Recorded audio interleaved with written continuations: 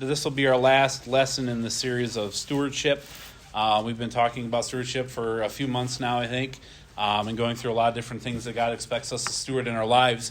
And every time I wrap up a series or a lesson series, I always think about the previous lesson series that we had done.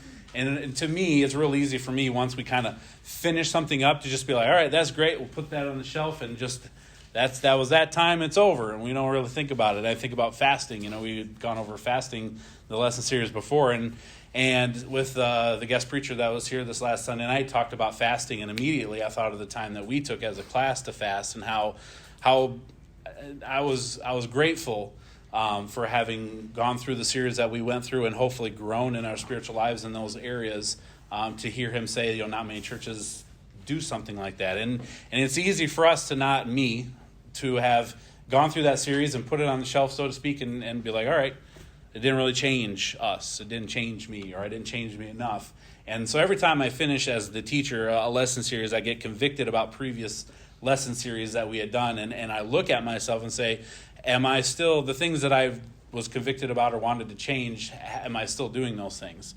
Or is it because I've gone 2 months, 3 months into another series, I'm focused on that, which is good, but I've forgotten what we've gone through before. So I wanted, for myself, sometimes you say it out loud, then you have to hold me accountable to it. So it's for me. But as we move on past the stewarding series, to remember the importance, of what God expects from us.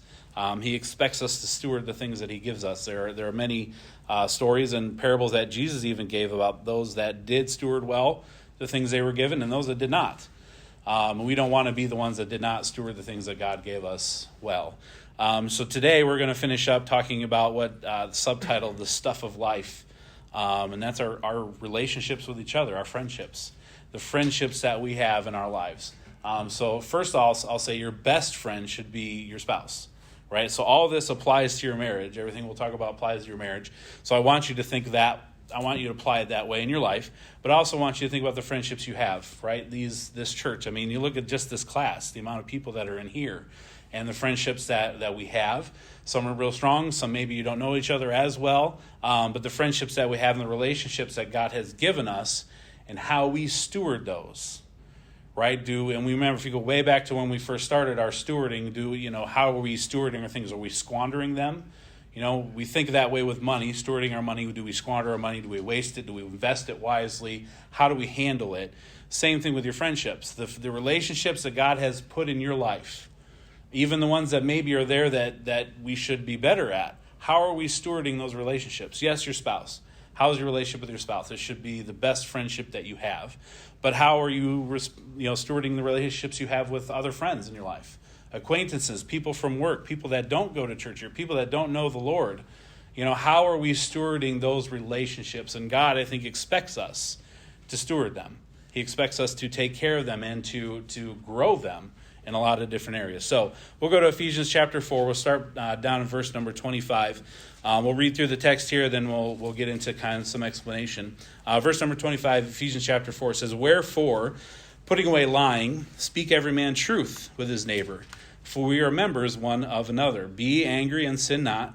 Let not the sun go down upon your wrath, neither give place to the devil. Let him that stole steal no more, but rather let him labor, working with his hands the thing which is good, that he may have to give to him that needeth. Let no corrupt communication proceed out of your mouth, but that which is good, to the use of edifying, that it may minister grace unto the hearer. And grieve not the Holy Spirit of God, whereby ye are sealed unto the day of redemption. Let all bitterness and wrath and anger and clamor and evil speaking be put away from you, with all malice.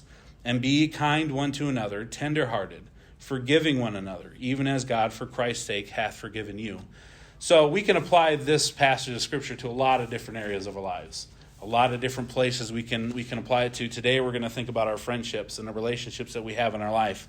And God designed us to need interaction, right? God designed humans as social. We're social beings. We're designed to have relationships, and we're designed to have spiritual friendships. And that's kind of where we want to focus on a lot today, is the spiritual friendships that we have, right? When we believe the same thing, we believe what the Bible says, and we have the foundation that is Jesus and what he has done for us, those relationships are going to be different than maybe a coworker you have that does not believe the same thing you do. You can still be friendly, right? And you definitely should be. There's not like you should, kick them out because they don't believe the way you do. But the relationships you have, people that do believe the way you do, that believe the Bible like you believe the Bible for what the Bible says, those spiritual friendships, those spiritual relationships are important. And we need to be sure that we are stewarding them the way we're supposed to. And they're not just important for when times are tough. Right, and we're good as a church. We're really good at rallying around people that are going through tough times. Especially the big things when we have big issues and big. You think about Gabby, you think about Mallory, you think about all the families, the Johnson family. You think about the things that were like big deal issues that we can't do anything about. Only God can. We're really good at getting together as a church family and raising those people up, and that's great, and we should. But the friendships we have aren't just for times like that. Right, our spiritual friendships they're all important for when things are okay, when things are even good, right? We should be for encouragement, for strengthening each other when things are going well. Our relationships in our life are some of your most valuable possessions. Not your car, not your house, not the stuff. Your most valuable possession in your life are the relationships you have in your life. That applies to your spouse. That applies to your kids. That applies to each other. Right? That applies to the relationship you have with spiritual leadership in your life, your mentors. Relationships are the most valuable thing you have here on this earth. And we can, if we're not careful, we can squander those relationships. We can ruin those relationships. We can do things that just ruin them, sever friendships. Think of some friends you might have had in the past that you don't talk to anymore. Maybe something bad happened there. Maybe you just distance, right, in time. Those things happen as well. But we're expected to steward those friendships, and there are some ways here that we can. So for biblical context, our friendships, that spiritual relationship I'm talking to you about and guys, we might struggle with this more, but it's a heart-to-heart, like spiritual friendship relationship. Not just what the sports scores were yesterday, what the weather's like today, but like spiritual, real life, heart-to-heart stuff. Right, those relationships like David and Jonathan, right, in the Bible, they had that friendship where their hearts were knitted to each other, right? Those are the kind of heart-to-heart friendships that we are to steward. So that's one kind of friendship. We also have friendships like with your neighbors, right? Maybe you don't have that heart-to-heart friendship with your neighbors. Maybe you do, and if you do, that's great. But maybe you don't, right? Your coworkers, right? Maybe some people that you run across. You go to the same gas station for coffee every time. They know your name by now. Those people, or the Starbucks, or wherever you're going to get your coffee, or whatever it may be, those are friendships and relationships as well, but they're on different levels, right? But there's an important distinction between those two friendships, right? God doesn't call us to be friends with the world, right? We're different. We're not supposed to buddy up next to people that don't believe God's word. We're not supposed to just be the best friends with those people. We're supposed to be friendly. We're supposed to introduce them to Jesus and the Lord, but we aren't to be like them. Like God tells us specifically to not be like the world. So to be friends, and a lot of times a lesson like this will apply to our teenagers, right? That might be going to a public school or might be around people that don't believe the same way that you do. And you were like, you got to be careful. Don't be swayed by the world. And we think, well, once we become adults, we don't have problems with that. We still can have problems with that. We can still be peer pressured. Just because you're over 20 now, all of a sudden doesn't mean that you're you're immune to those types of things. We still can be peer pressured. James, the comparison God gives people that are friendship with the world, that have those relationships, like that heart-to-heart relationship with the world, he compares them to people that are unfaithful to their spouse.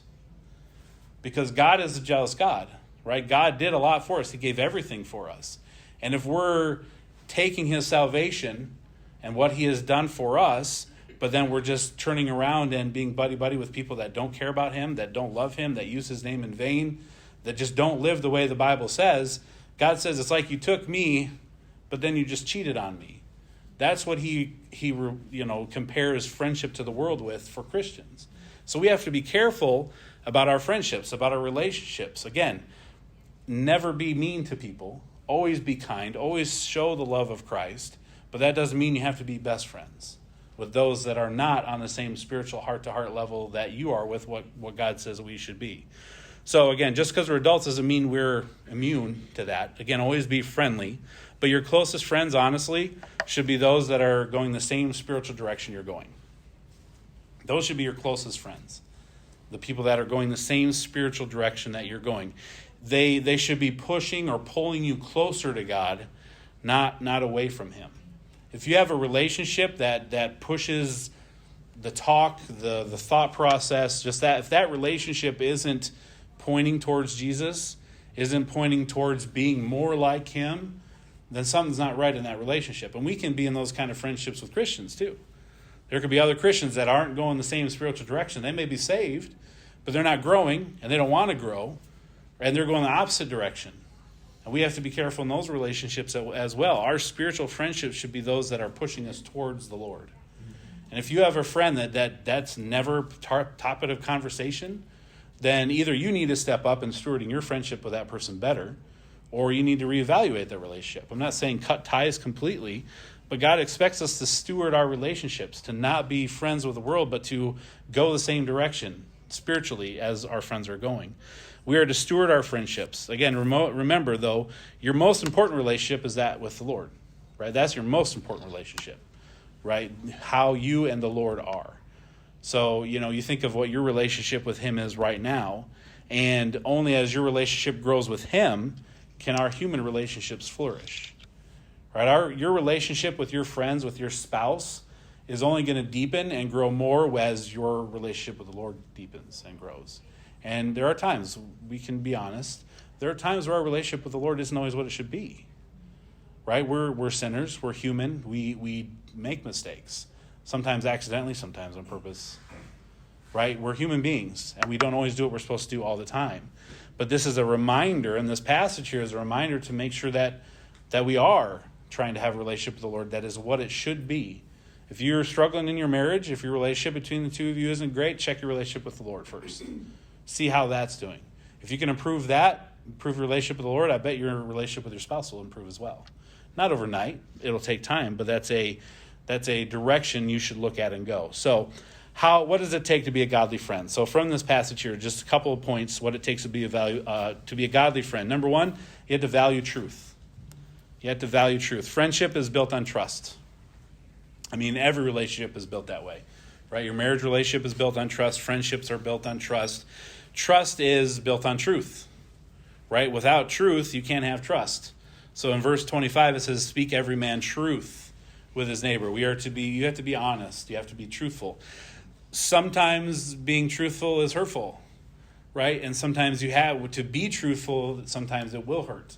Sometimes, you have to point out some things that are not what they should be, spiritually speaking. And, I think about your marriage relationship. If you're afraid to bring up something that your spouse might be struggling with, like you're afraid to say it out loud to each other because, that's just going to cause drama and issues and a friendly, engaged conversation that's going to last late into the night, right? Well, truth is important. And if you love someone enough, you'll tell them the truth, right? And honestly, we should have the relationships, especially with our spouse, where it's known that you can be truthful with each other without hurting someone or offending someone, but being willing to hear truth. If you're stewarding your relationships, your spouse's relationship, your marriage, you have to be willing to hear truth, and you should have that conversation with each other. That if there comes a time where truth needs to be spoken because I need to hear it, then you are allowed to tell me truth, and I will not shut you down. Right? And it has to go both ways. You have to have that trust, open, truthful relationship. One who values truth will guard against deceit. Right? If you're trying to hide stuff from your spouse, not a great relationship. I can guarantee you, if you try to hide things from each other, I don't care what it is, what you're spending your money on, who you're talking to, what you're seeing, what you're doing, what you're listening to, whatever. If you're trying to hide something from each other, your relationship needs work. Truth is valuable. And again, we're humans. And just because you're hiding something doesn't mean you're involved in some deep, great sin that's going to break the marriage apart. I'm not saying that. But you just don't want to have that conversation. So you don't tell him or her. If it comes up, then we'll talk about it. But if it doesn't come up, okay, then I'll have to have that conversation and we just kind of move on. It's not a big deal. It seems small. It seems inert. But if we're hiding things from each other, truth is valuable. Trust is valuable. You got to have trust. You have open relationship, especially in your marriage. So thinking of your marriage or thinking of your friends, can your friends trust you? Implicitly, without question. Is your spouse, can your spouse trust you without question? They're supposed to be your best friend. Can they trust you? Are you truthful? Are you honest? Are you open? If we are to steward the friendships in our life, truth is most valuable. Truth's best friend, however, is love. Right? Truth's best friend is love. Sometimes truth can hurt, like I mentioned. Friendships are more than making someone feel good.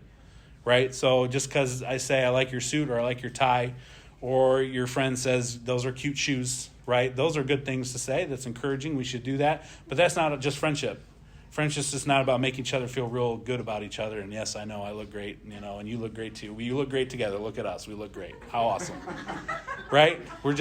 We make each other feel good, and we should build each other up. That is definitely part of a relationship. But if that's all your friendship is, that you need more substance than that. You need some more that's there. Best friend or being friends is about being truthful and loving, right? Sometimes you have to say things that might be hurtful, but if you do it in a loving way, if you have a friendship and you build that trust, you can say it in a loving way. That's not going to end that friendship. And again, we have to be better at being a little less sensitive if people say true things to us. We should value the ones that are coming to us and trying to say things to us, again, with love, not out of those shoes do not match. And then turning around, walking away. Not much love there, right? You're going to feel real bad about your shoes. You're going to somehow walk with one foot so you don't see your shoes, right? But if you have wrong shoes on, right? If your shoes don't match, you want a friend that's going to be like, you didn't put the right shoes on today. And then what that friend will do, though, is they'll go find shoes. Or we'll figure out a solution to help you get over that bad shoe problem. Right? I mean, it's a simple, silly thing, but your shoes are ugly versus something's wrong with your shoes, let's fix it. There's a different way about delivering it in that area. Now, shoes is one thing, but what about sin, or what about mistakes, or what about things that we're doing in our lives that are more detrimental than the wrong shoes? You wear the wrong shoes, and you know what? You still have shoes on, so it's fine. Probably. It may not look great, but okay, that'll be all right. You can change shoes.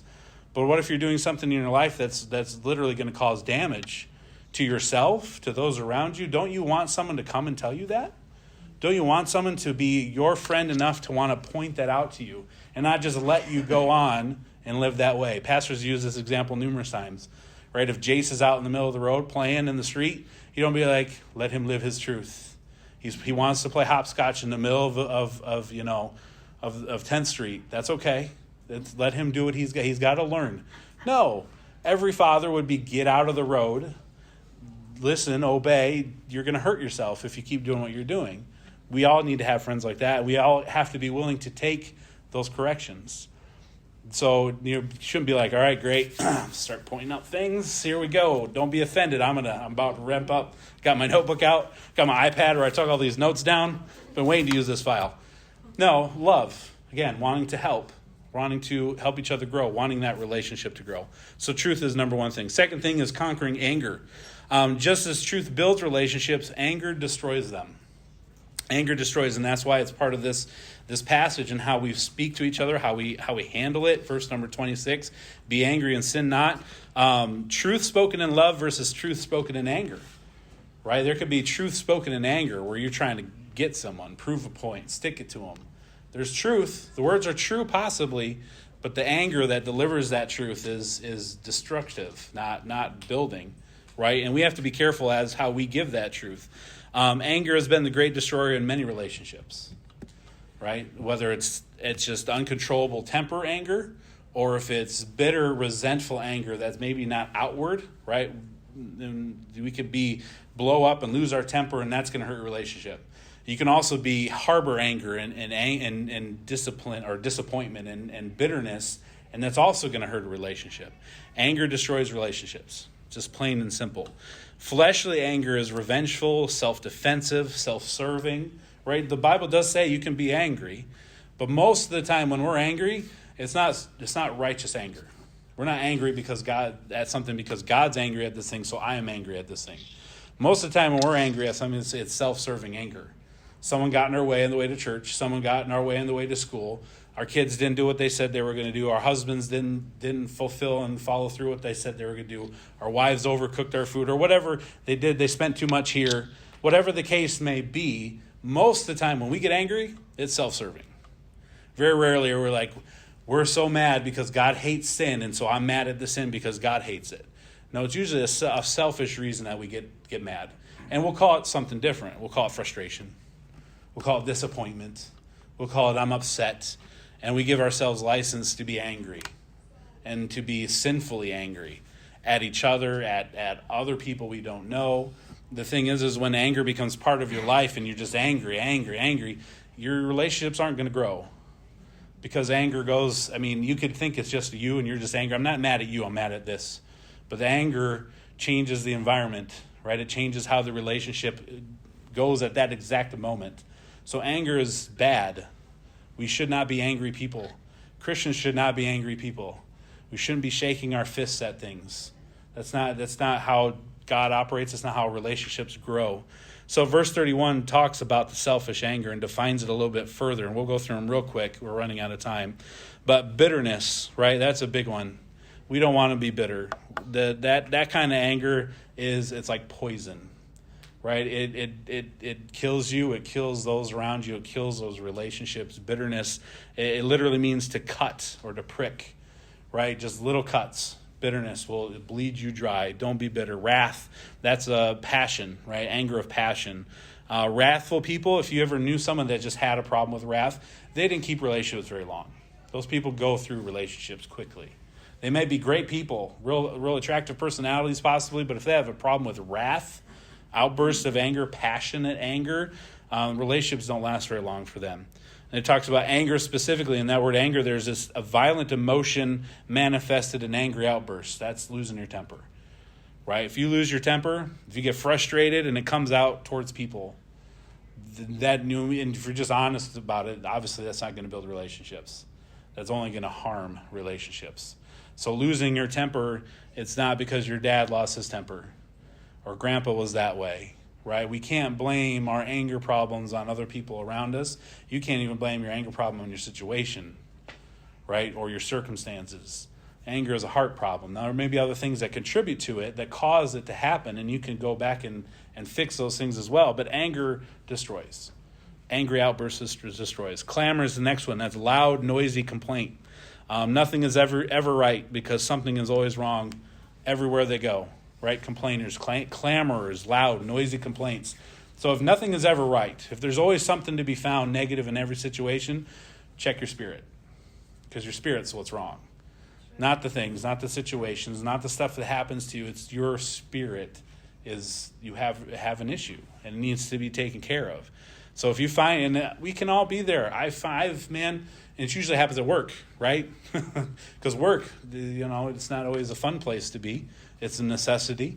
But sometimes work, you can always find things to complain about at work, right? And then I work at a restaurant. You deal with people all day. You can find very many things to be complaining about with people all the time. And, you'll make statements like people are dumb. And you'll be like, everybody, all of them are dumb, not us. Not us, obviously. Not me, not us that are here, but them out there. Dumb, make stupid choices, say dumb things. They're the worst. But we need them to come buy our food so that I have a job, right? It's hypocritical. And we all do it, and we do it with different situations in our life. But if everything is always complaining and something's always wrong, you got to kind of check your heart, check where you're at, because you're missing something. Evil speaking is next. That's a slander, right? Detraction. Nothing good ever comes from slandering people, right? And that's not done in the spirit of love. Malice is a specific desire to malign someone's name. Spitefulness. Nothing good is going to come from malice. So if we find ourselves in those situations, we have to be careful. The thing is, it's very easy to spot that in others. I can see that in you when you are angry, when you lose your temper, or when you're gossiping, or when nothing's ever right. I can see that in you, but I have a hard time seeing it in me because I give myself excuses, because I give myself reasons why I'm that way, which somehow excuses that sin, right? So we have to look inward. We have to be careful. We can miss them in ourselves. Anger's just bad. It's just a bad deal, and we need to remove it from our lives. We need to remove anger from our lives. There's nothing good that comes from it unless it's that righteous anger that you're angry about something because God is angry about it. Most 99% of our anger probably doesn't come from that. So we got to move it from our lives. That brings us into verse 32, which is forgiveness. Be kind one to another, tenderhearted, forgiving one another.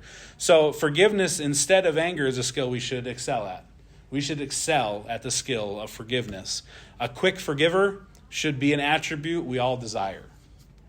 A quick forgiver, someone that is quick to forgive, quick to mercy, like the Lord. There's a good description that's here. Scorekeeper versus grace giver. Right? When it comes to forgiving, are you a scorekeeper or are you a grace giver? Do you keep score? Like when people wrong you, when things go wrong, do you remember? Right? Do you hang on to that? Again, that'll lead to bitterness. Right? But what are you? Are you a scorekeeper or are you a grace giver? And before you think of the reason, well, they don't deserve it, no one deserves forgiveness. You realize that. We don't deserve the forgiveness that Christ gave us. We're dirty, rotten sinners. Christ died for us on the cross so that we wouldn't have to. But that doesn't all of a sudden make us worthy, right? Because we're the same people we were. We're redeemed because of what he did.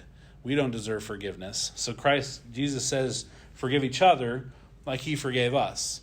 And no one will ever do anything to you that's worse than what we did to Christ. So there's no, they went too far. There's no line crossed that a human can cross. You're like, well, I can't forgive that. But Jesus says, forgive people like I forgave you. So you can. It may be difficult. I'm not saying it's easy. I'm not saying it comes naturally, but it's something we should do. It's a skill we should foster. We should foster. And, forgiving is, again, it's not a natural thing. You have to do it intentionally, and you have to work at it, right? You can't just be like, I'm just not a good forgiver. Okay, we'll get better, right? You can't. It's not an excuse that I'm just not a good forgiver. Then get better at it. Christ tells us to forgive each other like he forgave us. So if you're just like, this is my peak forgiveness, you do this, I can't forgive you, then you have just said what God says here doesn't apply to you. We need to be good forgivers. We need to be quick forgivers. Peter, he's a scorekeeper. Remember Peter? He asked Jesus, how many times do I forgive my brother? 7 times? Like 7 and out? Like that's a lot. If he does the same thing to me 7 times in a row, he's thinking he's doing a good deal. Like if he said he was wrong to me, stepped on my toe, and I forgave him. He did it again on purpose. I forgave him 7 times. Lord, that's how many times? And Jesus is like, you're missing it, Peter. You're keeping score. How many times, how many tick sheets do I have to do the right thing? Jesus says 70 times 7. Basically, it never ends. It doesn't matter. Forgive. Be a grace giver, not a score keeper. Jesus said, forget the score. Forget it. Forget the score. Quit keeping track. Forgiveness is a habit. We have to be willing to be taken advantage of. That's hard. You have to be willing to be taken advantage of. No one likes to be taken advantage of. It's not fair. It's not right. People shouldn't do it, but people do it all the time. And obviously you have to be smart. But Christ says forgiveness is a habit, and you have to be willing. If you're willing to be taken advantage of, it's a lot easier to forgive when you expect that to happen. Right? If you ever give money, my dad taught me this when I was younger. He says, someone needs money, and you give them money, do not expect it back. Even if they say, I'll pay you back. Even if you have a contract, give it away, never expecting back. And if they give it back, great. But if they don't, you didn't expect it. It's that same type attitude, forgiving each other. Someone's going to hurt you. Someone's going to be wrong to you. Someone's going to say the wrong thing to you. Someone's going to make fun of your shoes. And it's going to hurt you deep, deep in your soul. It's going to happen, right? Thing is, you're probably going to do it to someone else too. Do you want them to forgive you? Whether or not you understood, you made a mistake, sometimes people will do it and they won't care that they did it. You have to be able to forgive them too. That's the thing that's hard. But again, if we forgive like Christ forgave, you have to. No one's exempt from being forgiven. And then lastly, persistently encourage. So if we're a truth giver, we're conquering anger, we're quickly forgiving, then we need to become one of the most valued of people, and that's an encourager. An encourager is one of the most valuable people that exist. Verse number 29 talks about being an edifier or building up, a giver, a minister of grace, one who constantly and consistently builds, edifies, and strengthens others. That should be our goal. If we were to steward and take what God has given us, our relationships we have with each other, with our spouses, with people in this church, if you're going to steward your relationships the way God expects us to be, your goal should be to be an encourager, a builder, to get rid of, be truthful, get rid of the anger, be willing to forgive, and then strengthening each other. Strengthening another soul is one of the most vital opportunities and responsibilities that true friends have for each other. Now, you take the friendships that like 16, 17-year-olds have, and even, let's be honest, even us 40-year-old, 15-year-olds, our friends are like, your face is ugly. Love you too. Right? Like that, I hate you. Yeah, I know. You're the best. Right? Like those types of friendships. And there's relationships where that needling and that. But really when it comes down to like the serious things in life, when like the rubber hits the road and there's nothing's real funny about what situations are happening, you want to be an encourager and you want an encourager with you. Right? When you go through those times, you want encouragers.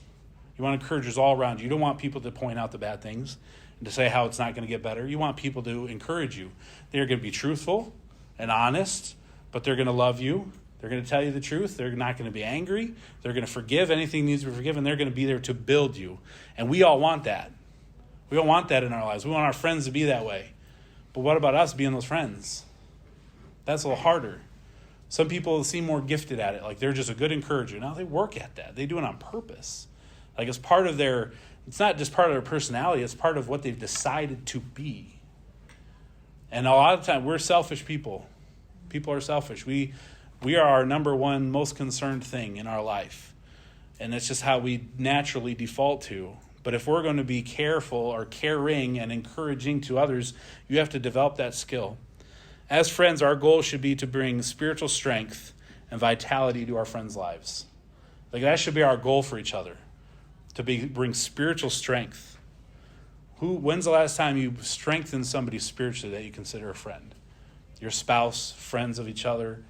When's the last time you brought spiritual strength to that relationship? And if it's been a while or has never been, adjust, encourage, bring that strength. If we all did that for each other, man, how much more could we grow? How much smoother would our relationships be? Even when the bumps came, we could smooth and get past those way quicker if we were just what God tells us to be. Relationships are the stuff of life, and I'm finished here. Relationships are the stuff of life. That's life. Relationships is life. Invest in them purposefully. Guard them diligently and value them highly. You will never regret the time and investment in stewarding your friendships. Never. You will never say, man, I just gave too much to that relationship. I was too encouraging to them. I told them too much truth. We did too much. You will never regret that. God tells us to steward those relationships, and we need to get better at it. I need to get better at it. In stewarding friendships that I have, stewarding a relationship with my spouse, my kids, it's an expectation and a responsibility that God gifts us. All the relationships you have in your life, they are a gift from God. How are you stewarding them?